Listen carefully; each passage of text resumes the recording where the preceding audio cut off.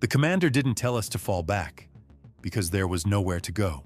He just looked at us, and we understood. Saipan, 1944, one of the bloodiest islands in the Pacific. And that morning, 30 American soldiers were standing in front of one of the largest banzai charges in history. July 1944, Saipan Island, the Mariana Islands. The island had been a battlefield for 3 weeks. American forces had landed on June 15th. The Japanese had fought for every inch of it. Forests, hills, villages, beaches, everything was blood and smoke. But now the end was close. Japanese forces had been pushed into the northern tip of the island. General Yoshitsugu Saito had given his final order: banzai charge.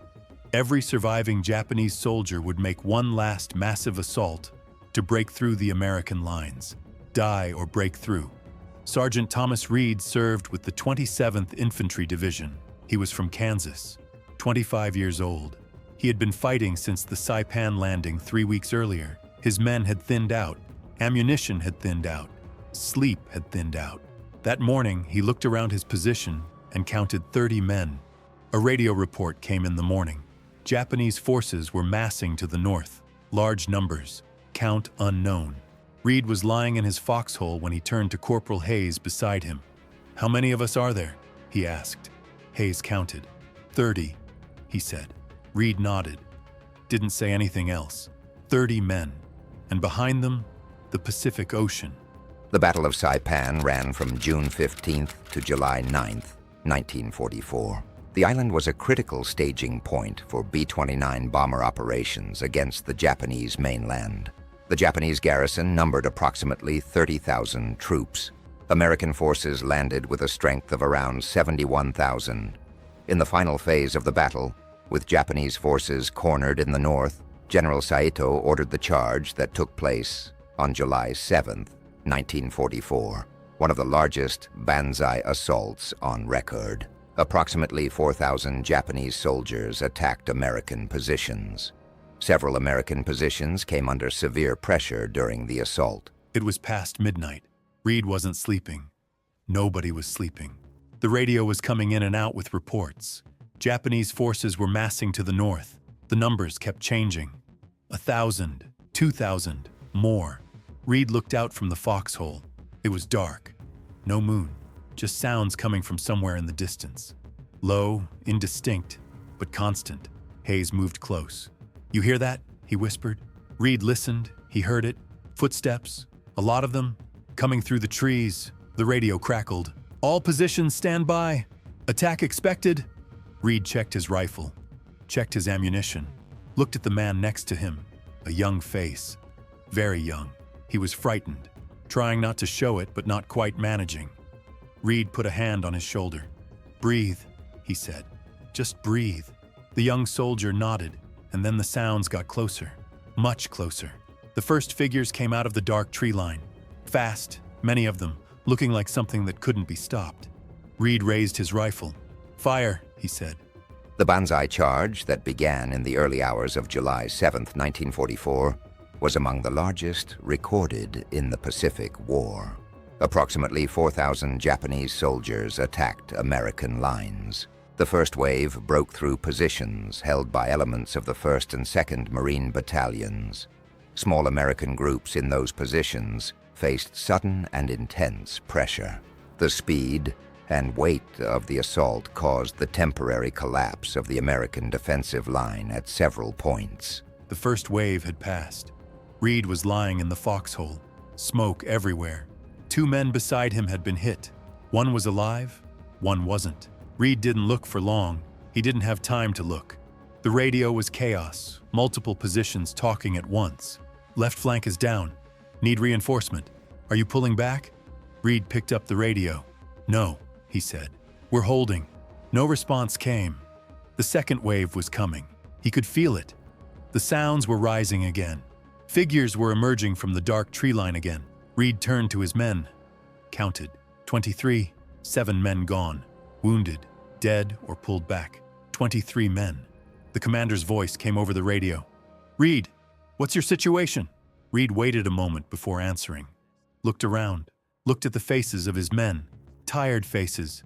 Frightened faces, but faces that were still there. "We're holding the position," he said. "No reinforcement available right now. Can you hold?" Reed was quiet for a moment. "We'll hold," he said, and put the radio down. He turned to Hayes. Hayes had heard everything. "Can we actually hold?" Hayes asked quietly. Reed checked his rifle. "We don't have another option," he said. When the first wave of the banzai charge broke through several American positions, communication lines largely went down. Small groups were left to make their own decisions without command support. The choices made by junior NCOs like Reed in those hours carried significant tactical weight. Falling back was theoretically an option. But if the defensive line collapsed entirely, Japanese forces could reach the supply and medical positions further back. Small groups holding their ground limited that risk considerably. The second wave was different. The first had been fast and scattered. The second came organized. This time, the Japanese attacked directly in front of the foxholes. The distance closed. It closed fast. Reed fired. The men around him fired. Ammunition was going quickly. Reed had stopped counting. No time to count. At some point, the foxhole to the left went quiet. Reed looked. 2 men were gone. Whether they had jumped out, been hit, pulled back, he didn't know. Reed ran to that foxhole, got down flat, started firing alone from 2 directions at once. Hayes shouted from the right, "Running out of ammo!" Reed didn't answer, kept going. A Japanese soldier made it all the way to the edge of the foxhole. Reed drew his sidearm, fired. The man fell back. Reed dropped flat in that moment, took a breath. It was the closest it had come, close enough that he had seen the face, a young face. He got up, picked up the rifle, got ready for the third wave. Hayes came over. He was holding the last ammunition belt, held it out. Reed took it. "That's the last of it," Hayes said. Reed fed the belt in. "I know," he said. The tactical logic behind banzai charges was deeply rooted in the Japanese military concept of honorable death, but these assaults were extremely costly in tactical terms. During the Saipan charge, Japanese forces suffered heavy casualties within just a few hours. The Japanese soldiers who did break through American positions reached artillery and supply units further back. At that point, every American present, cooks, medical staff, administrative officers, had to pick up a weapon. The battle was no longer confined to the front line. The entire base area became a combat zone in an instant. Morning came. Reed was sitting in the foxhole.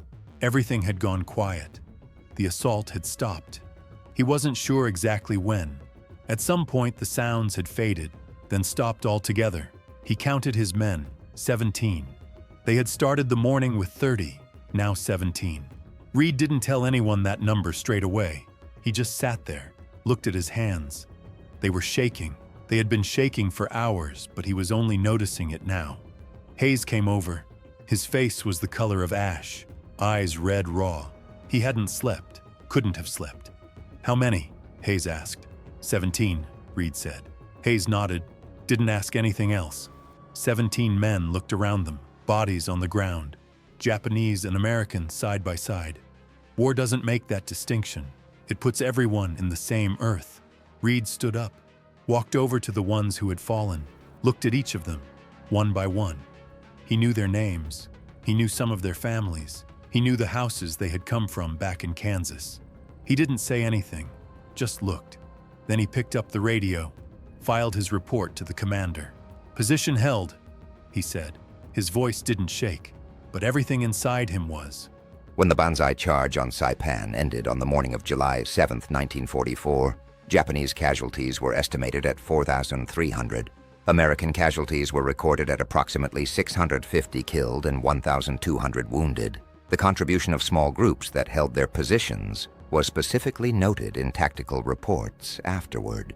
The split-second decisions made by junior NCOs like Reed that morning played a decisive role in holding the overall defensive line, but the great majority of these men went home without formal recognition of any kind.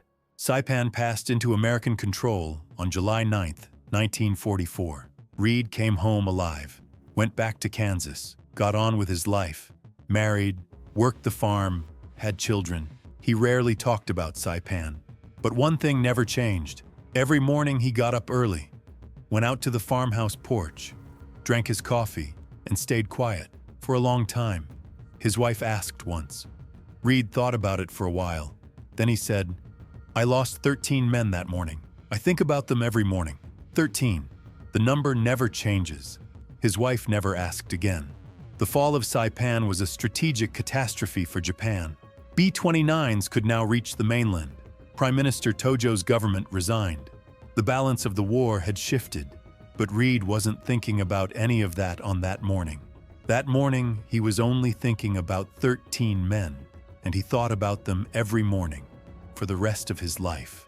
The loss of Saipan triggered a deep crisis in Japanese leadership.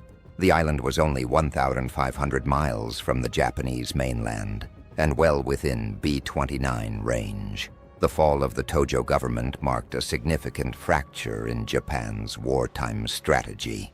Historians place Saipan among the moments that effectively determined the outcome of the Pacific War. But that large strategic picture has very little overlap with what men like Reed lived through that morning. Strategy is written at the top.